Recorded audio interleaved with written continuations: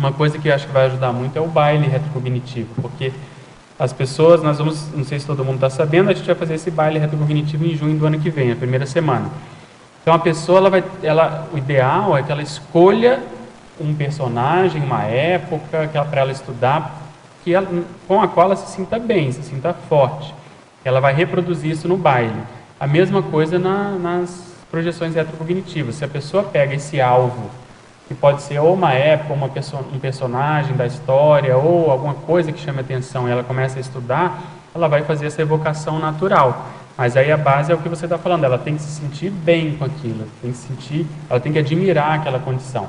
Obviamente que vão existir fatores nosográficos, eventual, mas aí ela vai ter que colocar na balança, se predominar o positivo, ela vai fazer isso, e aí eu acho que vai aumentar essas projeções retrocognitivas. Ela vai se ver naquele local, principalmente se ela conseguir pensar uma raiz forte dela, uma raiz serexológica profunda. Aí vai unir a fome com a vontade de comer. Ela vai começar a aparecer naquele contexto, se ver, né, se manifestando extrafisicamente naquele contexto.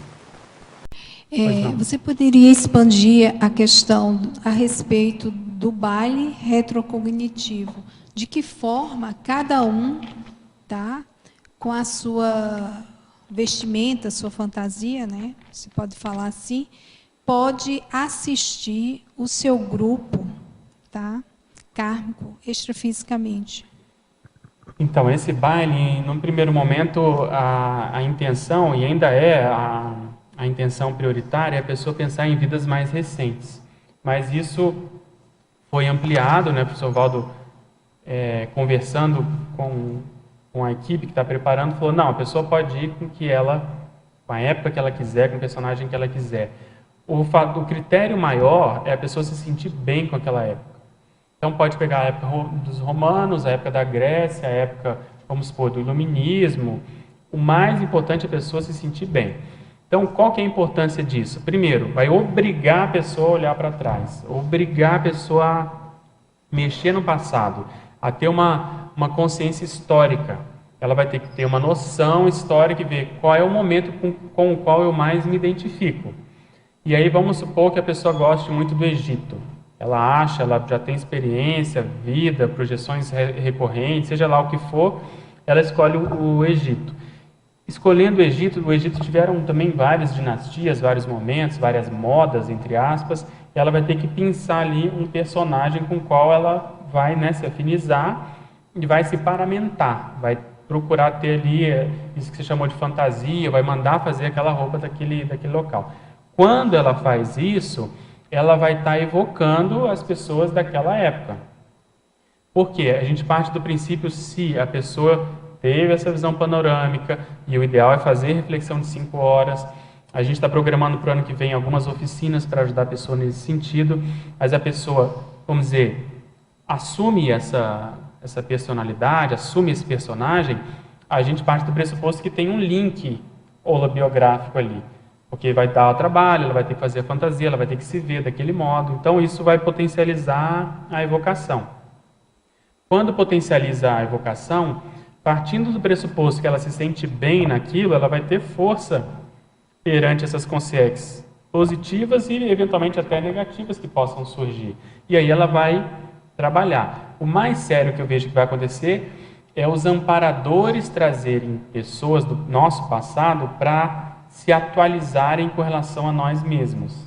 Então você imagina, a pessoa vai de egípcia, aí vamos supor que um determinado companheiro nosso do Egito ficou na baratrosfera 500 anos, 600 anos, eles conseguem ir lá e resgatar. E eles vão e falam, olha, a fulana está aqui, olha como ela está hoje. Aí vai te acompanhar um período, a sua preparação para o baile, a sua intenção de estar no baile, do processo social, do processo de evocação, do processo de retrocognição em grupo. Então isso já está ajudando essa consciência. Ela vai falar, nossa, olha quanto tempo se passou e eu fiquei aqui e essa pessoa já está lá na frente, já está pensando nisso, já está falando em outras vidas, em TENEPS, não sei o quê. Então isso dá um choque na pessoa. Então os amparadores é que vão articular essa assistência extrafísica. Obviamente que se a pessoa já faz TENEPS, como se já tem algum traquejo com as energias, eles vão direcionar isso tudo nesse aspecto, para TENEPS, para né? Quem tiver o FIEX, quem sair do corpo lucidamente vai poder encontrar essa pessoa para poder dialogar, que é mais raro. Mas, enfim, eu vejo que os amparadores é que vão fazer esse meio de campo entre as evocações e o nosso caso. Eu não esqueço uma experiência que eu tive já há alguns anos no ECP2, quando eu estava lá em transe, em semi-possessão, e daqui a pouco algo me chama a atenção desse lado aqui em cima, e eu vejo chegarem 3 consciências volitando. Então elas estavam sendo trazidas e 2, principalmente 2 delas, uma eu não reconheci tanto, mas 2 tinham a ver com essa vida minha do Littré.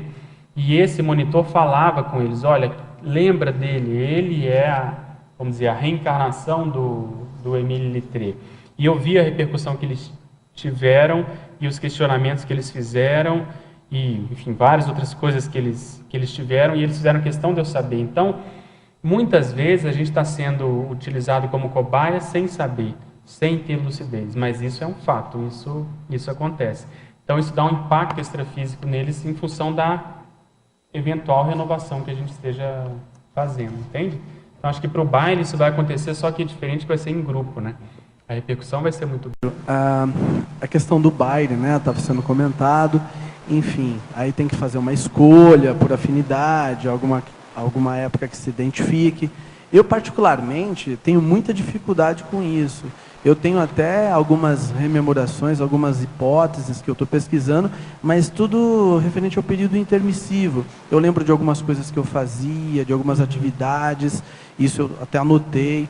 As projeções que eu tenho também, normalmente elas retratam alguma tarefa que está acontecendo do ponto de vista extrafísico, mas nada do que se refere a vidas anteriores.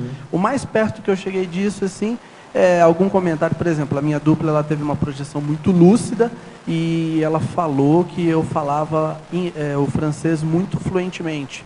Eu estava passando umas orientações, ela comentou um monte de coisa. Eu não consigo falar francês aqui nessa vida. Enfim. Entendi. Essa sua dúvida é muito comum, né? Ela é muito comum, mas eu teria uma dificuldade, por exemplo, para escolher essa... Então, a gente tem até a ver com a pergunta anterior. Muitos alunos na consecutivos chegam com essa demanda. Olha, eu não tenho noção, não tenho ideia. Então, um dos objetivos, assim, pensando nisso, que a gente criou o curso de identificação da retrosenha pessoal. Por quê? Porque a gente, para estudar o passado, tem 2 caminhos. Ou a pessoa tem a retrocognição e vai lá no passado direto, ou esse que a gente utilizou, que é ir do presente ao passado. Então, nesse curso, o objetivo é a pessoa olhar a manifestação atual e ver como que o passado está se inserindo, se insurgindo, se insinuando no momento atual. Então, para isso, às vezes falta para as pessoas associação de ideias, às vezes amarração de pontas, às vezes ver com outros olhos aquilo que para ela já é habitual. Então, isso é um aspecto que eu queria te comentar. Às vezes você vai ter que olhar e parar um pouquinho mais para pensar e olhar a sua vida até aqui com outros olhos. E outra coisa também que eu acho que vale a pena para o baile, assim, na dúvida, é ir para a história e começar a fazer assim, a eleição mesmo, a seleção. Não, como que eu me sentiria melhor? Porque esse baile ele vai ser anual. Obviamente que nos primeiros, muita gente não vai acertar a linha, não vai casar a retrocognição direitinho com a personalidade que ela escolheu para o baile. Mas há uma tendência disso ir se intensificando, se qualificando ao longo dos anos. Então, nesse primeiro, eu vejo que a pessoa tem que ir mais sem pressão de querer acertar, sabe? Então, ela escolhe um momento da história, isso ela vai ter que selecionar um determinado período, e ali naquele período ela vê, por exemplo, localizou na história, vamos supor que a pessoa goste da Idade Média, e na Idade Média ela vai ter que escolher um país. Vamos supor, se ela já tem algum vínculo com a França, pode ser pela duplista, pode ser pela família, pode ser por alguma retrocognição, enfim, ela escolhe um país. Então ela já tem, aqui nessa coordenada a época, a Idade Média, aqui a França. Ela vai ter que escolher a manifestação naquela época. Então ela será que era da aristocracia da época, da monarquia da época? Será que ela era do militarismo da época? Será que ela era, sei lá, dos intelectuais? Então isso vai ter que depender muito do temperamento. Então com essas variáveis a pessoa começa a compor um personagem. E aí o objetivo nessas oficinas é exatamente esse que a gente vai dar, a pessoa começar a ver determinadas figuras que representem isso para ela. E aí ela fala, não, esse aqui de repente pode ser. No começo ela pode ter um tipo de estranhamento, aquilo pode ficar um pouco, né, difícil, mas ela intensificando esses estudos, daqui a pouco ela vai estar ajudando a fazer esse download, porque eu acho que vai ter muita sincronicidade que vai acontecer, os amparadores vão inspirá-la, ela pode ter até projeções sobre isso. Então, nesse momento que ela começar de fato a assumir esse estudo, até o momento em que ela decidir, muita água vai passar por debaixo da ponte, e ela vai poder ter mais assim, segurança na hora que ela for mandar fazer ali o modelito do baile, entende? Então ela vai estar mais segura. Mas eu acho que não tem muito estresse. Mesmo que a pessoa não lembre, ela seleciona um ponto desse e vai. E aí vamos ver o que acontece, a gente vai aprofundando. Ô, Pedro, aproveitando a história do baile, para encerrar o assunto, e a relação com o gênero? Por exemplo, isso é importante mencionar também, né? Assim, o gênero. Porque às vezes a gente recorda uma vida que a gente foi homem. Perfeito. E você é mulher, você é homem, lembra que foi mulher. Vocês não vão vestir de mulher no baile, né? A conduta assim, padrão que se recomenda é a pessoa seguir o mesmo gênero da vida atual. Se ela quiser fazer o processo de mudança de gênero, vai ser ainda mais impactante, mas também mais difícil dela caracterizar aquele personagem. Por exemplo, eu sei que você estuda a Jorge Sand, que tinha mania de se vestir de homem em determinada época. Então, para compor, vamos supor que você resolva ir de Jorge Sand, aí estaria bem, acho que, adequado. Mas lembrou de uma vida que era um outro gênero, num outro contexto, talvez isso hoje não seja o ideal, ela querer... Pois é, não vai cair muito bem, né? E a pessoa acha, não, é assim que eu me sinto bem, pior ainda, né? Não vai cair muita franga para soltar demais, tem que ir com calma. Professor Pedro, página 1, segunda linha de baixo para cima, poderia relatar a importância da memória cerebral na rememoração projetiva? Eu acho que é total. Sem a memória física, a gente não vai lembrar de nada. Nem de projeção, nem muito menos de retrocognição. Então, o investimento na memória cerebral, que é dormir bem, escrever, ler, atender todo o processo da alimentação, por exemplo, balanceada, tudo aquilo que deixa o soma mais assim, homeostático, mais confortável, mais harmônico, beber água, hidratação, isso vai ter repercussão na rememoração.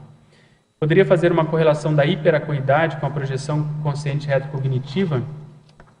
A hiperacuidade tem uma relação muito grande. Se a gente consegue manter uma hiperacuidade no ambiente intrafísico, por exemplo, você entra num local, você repara nos detalhes, você repara em quantas pessoas tem aqui, se tem pessoas com a mesma cor de roupa, se isso chama atenção, quantos homens, mulheres, crianças, etc. Enfim, você tem esse hábito de detalhar a realidade intrafísica, você vai fazer isso também extrafisicamente de modo mais natural. E o reflexo disso é aumentar a sua lucidez. Eu até estava comentando com aqueles que a gente vai viajar esse final de ano, e o ideal é a gente chegar nesse ambiente que a gente vai e como se fosse um extraterrestre, né? Você olhar como se fosse a primeira vez, você olhar como se fosse você visitando uma Comunex diferente, avançada, porque aí você vai ver coisas que muitas vezes poderiam passar batido, né?